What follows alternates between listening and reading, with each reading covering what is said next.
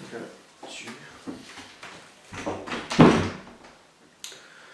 Hello everyone, thanks for all your views and hope you've enjoyed the book so far, and for everybody that's subscribed, and we'll start from chapter 4.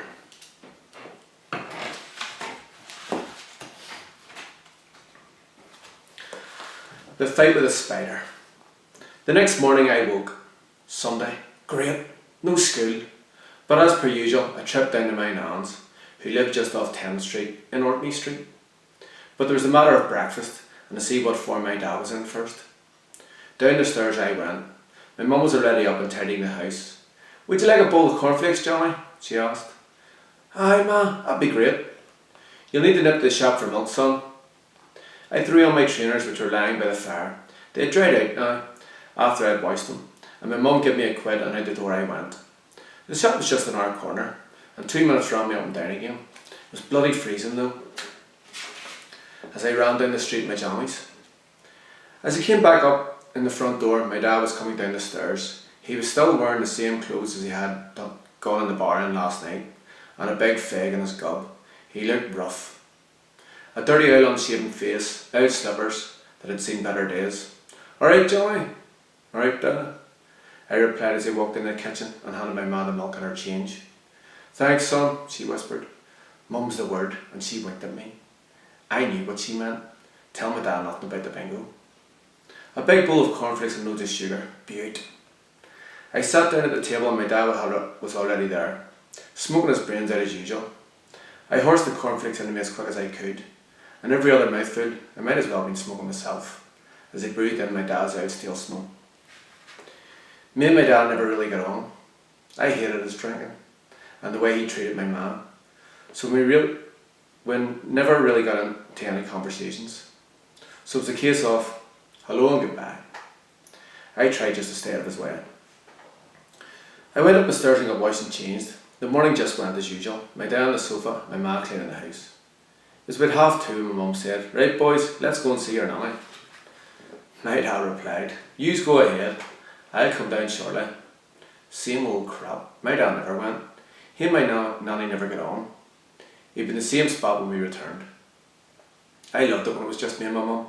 She always asked how my week went and how we walked, and when we walked to my nanny's, I would tell her all about the match. She always looked like she enjoyed it, and telling her about skinning players and scoring goals. To be honest, she probably couldn't care less, but she made me feel like she did. When we got to my nan's, the rain was just starting to come on, so it was good timing. My nanny was a wee woman, jet black hair, and had a real fiery, fierce temper. She always said it as it was, and that's why my dad wouldn't come down. I remember one time she tore strips off him about his drinking and told him to go and get a job. I was about 10 years old, but remembered as clear. As he answered her back, he told her to shut her bloody mouth and mind her own effing business.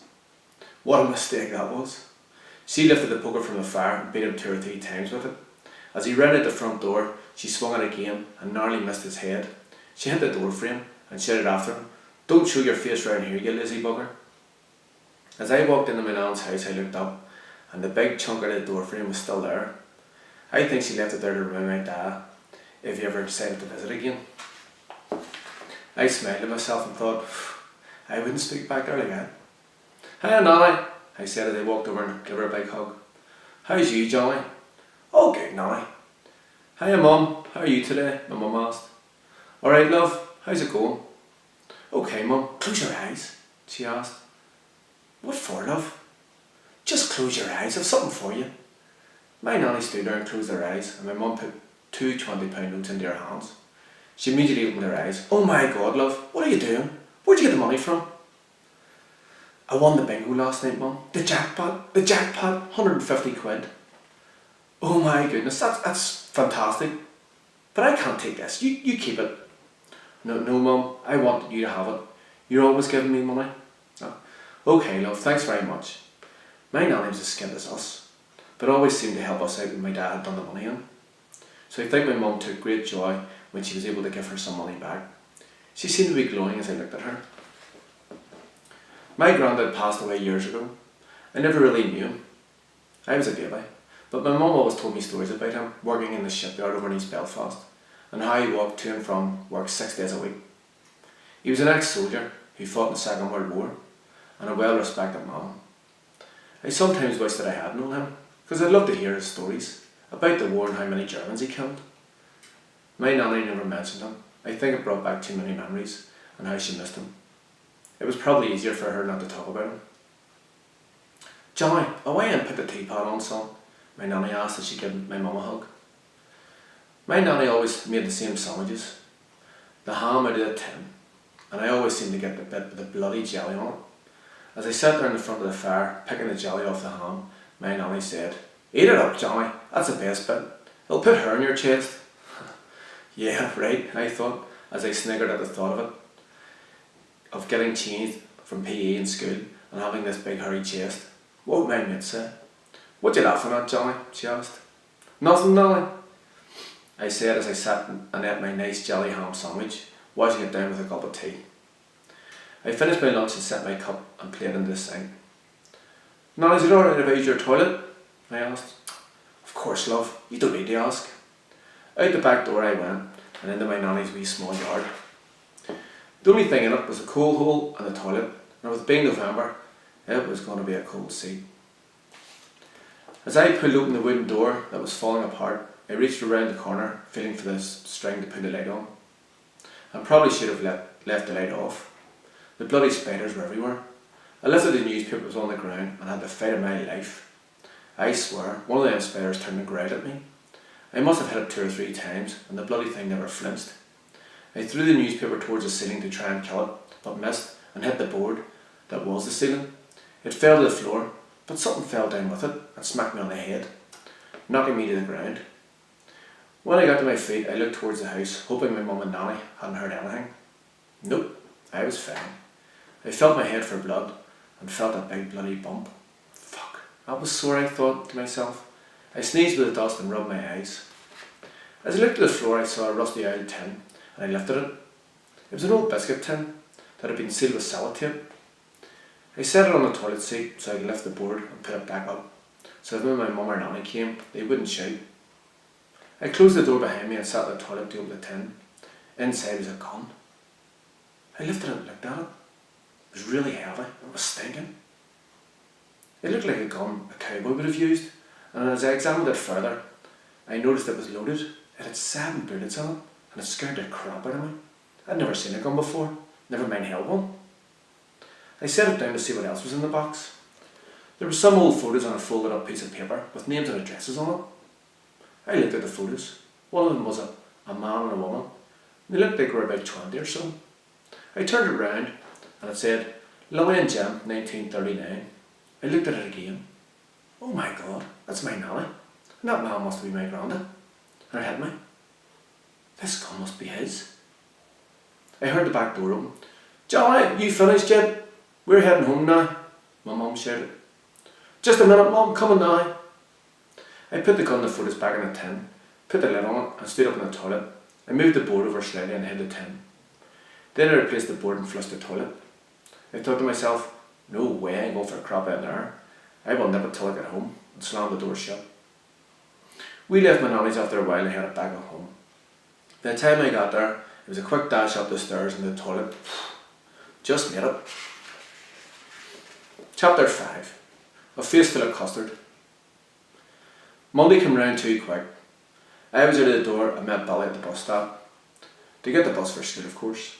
Billy was a couple of years older than me, so he was in 5th year, I was in 3rd. But we were good mates and had been friends for a while now.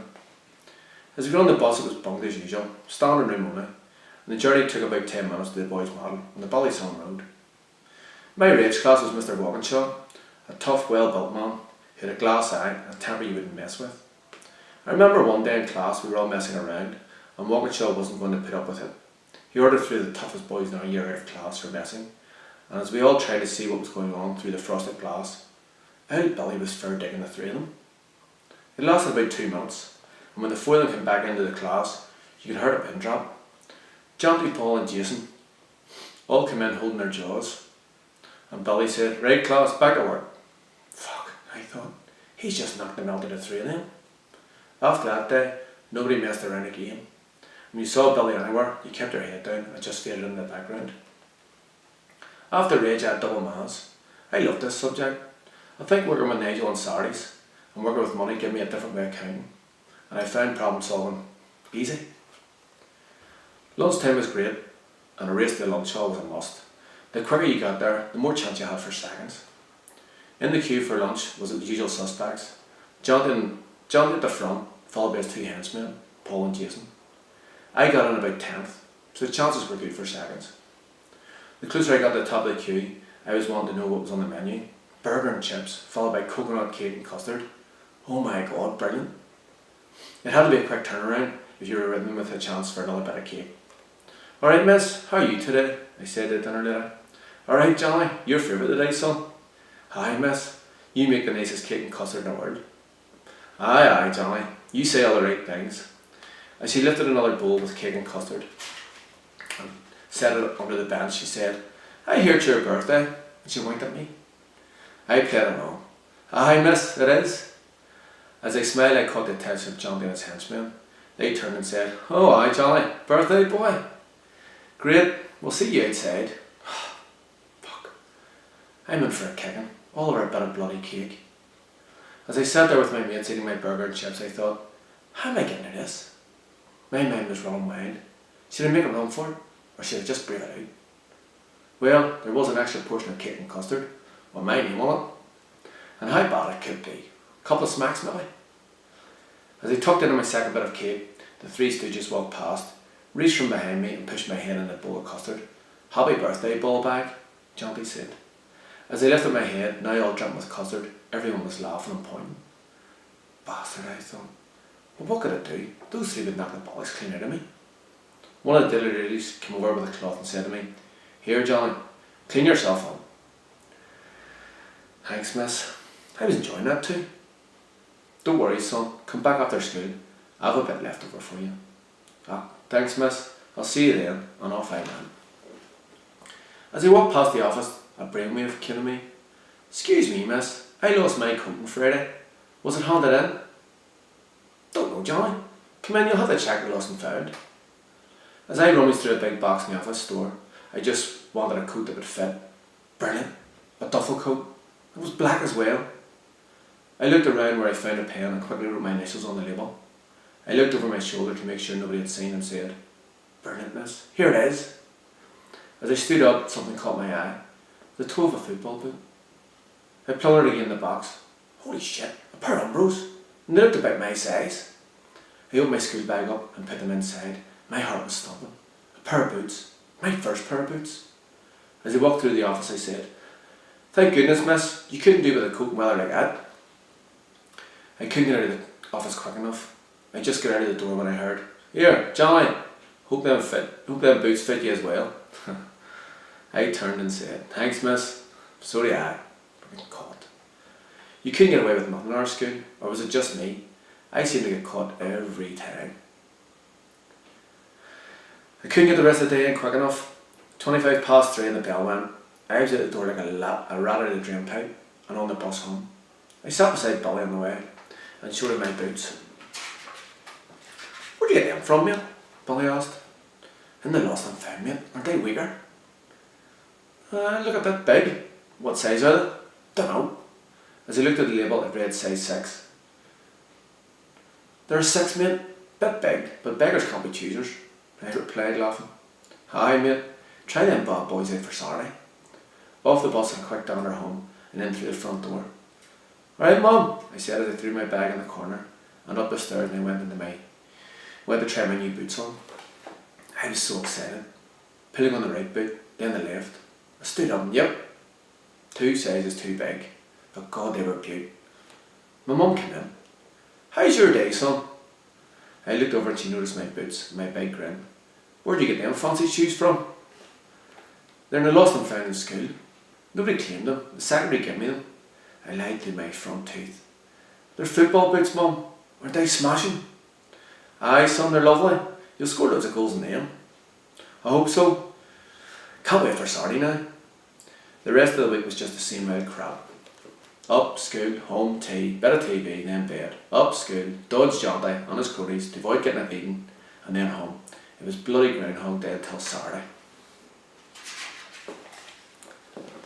Chapter 6.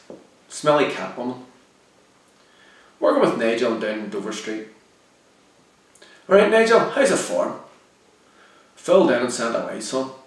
Again I laughed at this reply and off we went to start the run. One of my calls that day I absolutely hated going to. I nicknamed it Smellies.